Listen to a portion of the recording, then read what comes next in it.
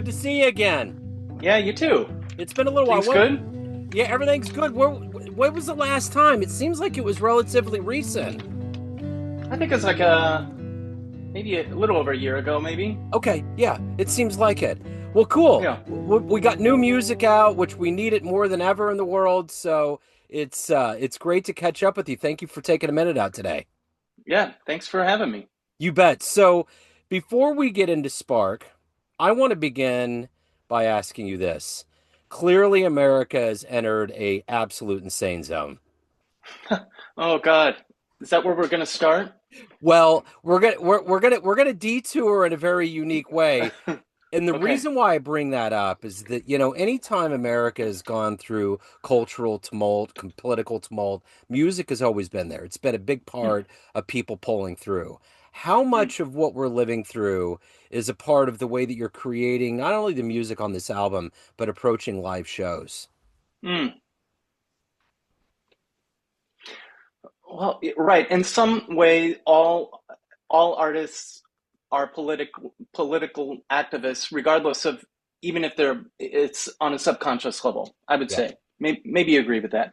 yeah. Um, I remember a few years ago, there was a great Jasper Johns exhibit at I think it was at maybe it's one of the museums in New York. I can't remember which one, but he was, Jasper Johns, a very American artist, and he was pretty adamant up until the end of his life that he was not politically motivated by any of his art, even though his art was like the American flag, but kind of like um, like in gray, and just it's hard to it's hard to imagine that it wouldn't be somewhat political, like he would have some sort of political motivation for his art.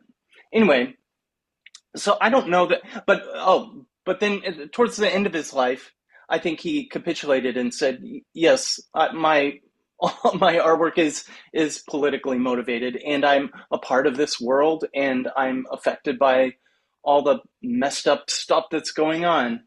Um, so for me, maybe in similar zone, it's not overt, but gosh, am I affected by all this? And my heart is breaking for this country right now, and I don't know how anybody doesn't make something that's dealing with this collective trauma. So let's talk about something positive, which is a new album, which is going to be a part of the antidote that's going to help people spark. Give me an idea of the players and what the idea was. What was the vision for this album? Well, this is my third album with trio with drums and guitar, and I'm playing saxophone and clarinets on it. The other two musicians are Bill Campbell on drums and Mike Baggetta on guitar, longtime collaborators and friends of mine. Um, uh, I forgot the second half of this question. Just kind of what you guys were thinking as you went in the studio to make this album. What was the vision? Um, well, so I loved how the previous album came out. It's called After, and it was reflections of poems. And it's really challenging to write and play music without a bass player, essentially. So all the music is like one big experiment for me because I'm writing music, but I know, like, man, there's not going to be a bass player. How are we going to make this function for the listener and also be satisfying for us? And I love playing with these guys, and I just wanted to do it again. I wanted to build on what I thought was the past two albums were really great, and I wanted to keep going with that.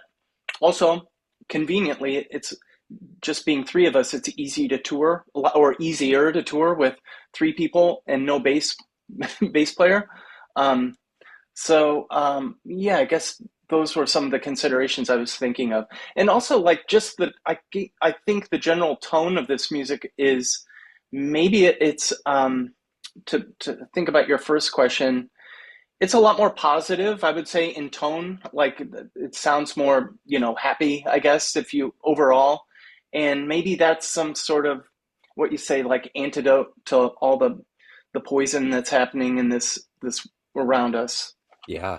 Yeah. No, I get it. I totally get it. So with this trio, you're making successive albums. What do you realize about playing with a tight-knit group?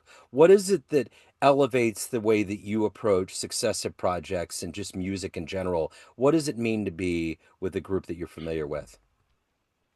Well, there's two things I can say. The first thing is you get a really strong sense of who the other musicians are, not just as musicians, although that's like a huge part of it. You get to really know like their strengths and their weaknesses and because there's just three of us and it's music's kind of like um, dynamic when I present new music to them, like they're figuring it out too, and you get to understand like how they're interpreting it and kind of how their mind works, and that's really fascinating. And I love them as human beings, so I'm grateful for their work in that way. And the second thing is getting to tour with them and play successive nights in a row. When we play like 10 nights in a row, this music just comes together like I could never foresee it. I could never sit in a room and imagine that's how it's going to land. So it's rare that it ends up like that, which is really interesting. So what are you hoping a listener gets from this album? I've heard you ask this question before, and I want to say like like tears of joy and adoring crowds of fans.